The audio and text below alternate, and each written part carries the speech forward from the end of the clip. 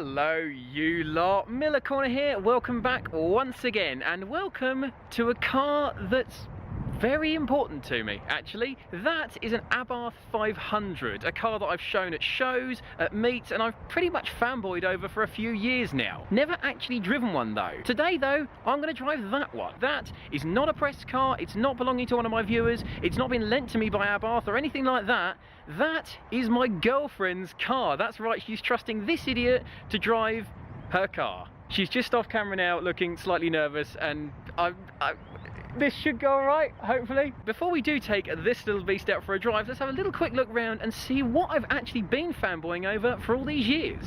So then, 2013 Abarth 500. Not the SS or the Competizione or anything like that. This is just the Abarth 500 as it came out in 2008 in its purest, rawest form. So let's take a quick look round what makes this a little bit more special than just the car that your hairdresser drives. So on this particular one, red and white, really tasteful colour scheme, to be honest with you, particularly red mirrors. Big fan of those. Abarth decals down the side. This particular one's got the 17-inch wheels. They're not the diamond cuts, but frankly that just makes them more practical. I think they actually look better than the diamond cuts. Goes well with the colour of the car, and we've got a nice little cheeky Abarth badge on the rear flank. Around the back we've got a big wang, because why would you not? In fact, I'm getting slightly jealous of how big and how cool this thing looks. Nice little diffuser that's particularly bespoke to the Abarth with twin pipes in it. This is a standard exhaust system, but it still sounds the nuts. How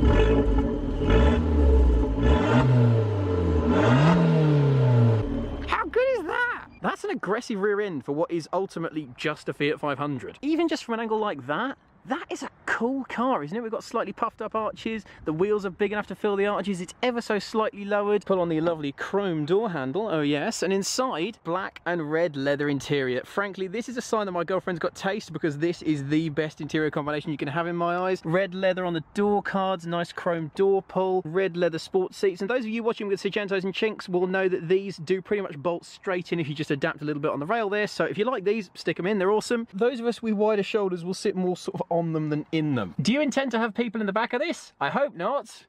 If you are giving up rear legroom, you will get an incredibly capacious boot, won't you? You can look forward to, oh.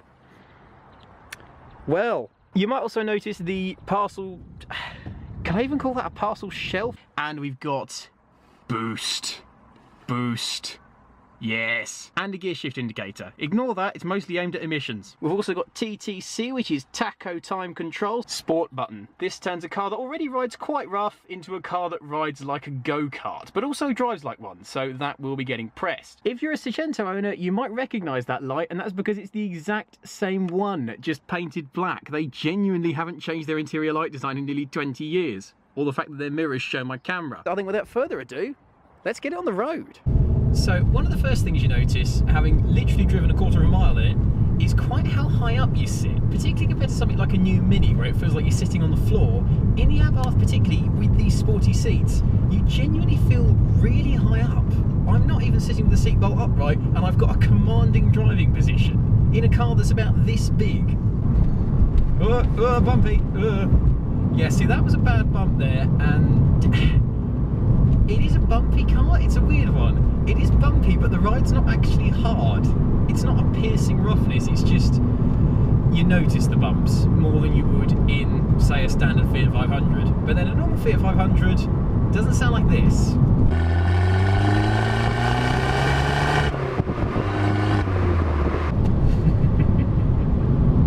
Another thing I've noticed with the interior is that it's just a bit more fun. In something like a Fiesta ST, it's all dark leather, dark plastics, dark stitching, and it's all just a little bit serious. With this, I've got those two crazy little dials, I've got those big funky buttons on the centre console, I've got the nice bits of chrome. This is just a little bit more light-hearted and a bit more fun than sitting in a Fiesta ST, or even some of the new Minis. That's what small cars should be about. Right then. Enough of the sensible daily practicality stuff. We're now coming onto a nice twisty little bit of road that I take the Sargento on quite a lot because it's just fun. Fun little twisty country road. And I think it's pretty much customary at this point to go sport mode, which in the Sargento, sport mode consists of just drive it a bit harder. In this, I can already feel it's a bit, would you say firmer? Firmer a good word? Responsive. A bit more responsive, I'd say. So the steering has weighted up a little bit, exhaust is just a little bit noisier, even just pootling along. rides a bit harder. Let's go for it. Whoa! That is chunky. God, it just takes off. Oh, you immediately feel it is bumpier in sport mode. Whoa. There's no lag at all. It just goes. That's awesome. So in normal mode, you've got about 0.6 bar of boost, which I've got on my crazy little boost gauge bouncing up and down here. In sport, my girlfriend reckons it's around 0.8 bar you get up to. I haven't measured it, I haven't looked it up. This is an unprofessional review, remember, this is Miller Corner.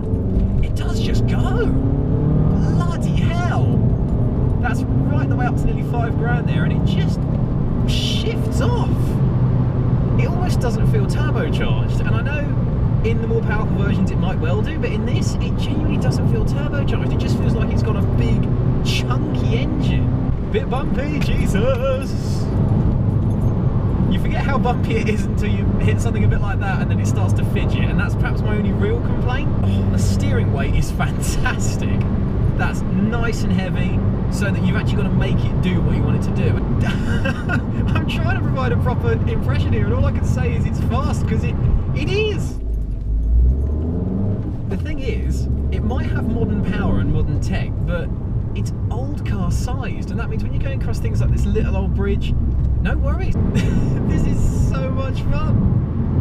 The engine's so chunky that the power's right there when you need it, and because it's not fidgeting around too much, because it's got those fat tyres on it, it's easy to place, and that steering weight is brilliant. Sometimes I don't even have to say words about the car I'm driving, you can just tell by my face that I'm enjoying it. Let's go for it, shall we? Whoa! Torque steers a little bit.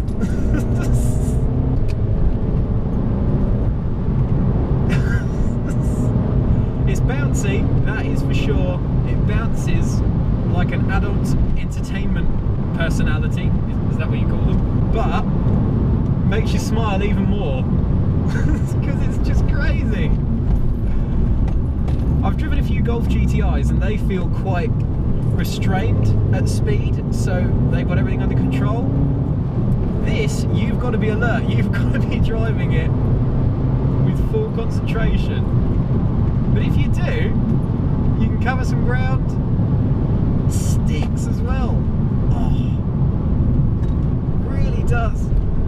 And because it fidgets around a bit, it's playful. I think the best way I could describe the Abarth 500 is flawed beauty.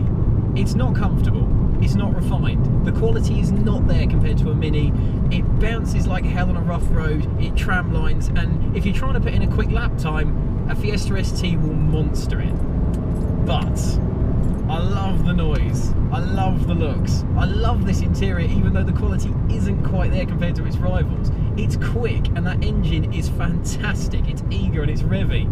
And for its flaws in the corners, it's still fun, it still makes you smile. And even stuck behind a Nissan Qashqai, I'm still grinning my chops off driving it. And that's pretty much something you can apply to all cars, whether it's a Lamborghini Aventador or a Metro. If it makes you smile, that's the most important thing about it. Who cares about the quality? Who cares about the price? Who cares about the refinement? If it makes you happy, it's a good car. So there you have it then. After all this time, I've finally driven the Abarth 500. And if you couldn't tell, I bloody love it. Such huge fun. It's a massive green car, and whilst it's not as dynamically capable as its rivals, it's fun, and that's what this channel is all about, cars that make you happy. My girlfriend has been an absolute gem in letting me drive this thing and letting me hoon the nuts off it. So thank you very much. For now though, I'm going to jump in the passenger seat. My girlfriend's going to drive back and show me how it should be done, because yeah, that thing's awesome. Anyway, thanks very much for watching, everybody. Catch you soon, and have a good one.